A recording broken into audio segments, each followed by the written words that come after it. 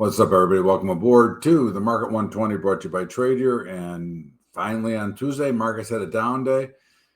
What was the action? What does it mean? Nothing. It was a little natural pullback. The selling was orderly. Volatility was under control. There was nothing going on. It was a very quiet little sell-off, which you would expect. Again, these markets are not going to turn until there's some volume and some participation inside of it. This morning, they are bouncing back a little bit. Nothing dramatic. I would think this rally would be more of a sell than a buy. But at the end of the day, you have to watch the volume, watch the VIX, and see the action. And there is really still very little action in these markets, which makes markets much more challenging to trade because there's no emotion in the trade. Everything is orderly, and orderly markets are not profitable markets for people trying to trade them.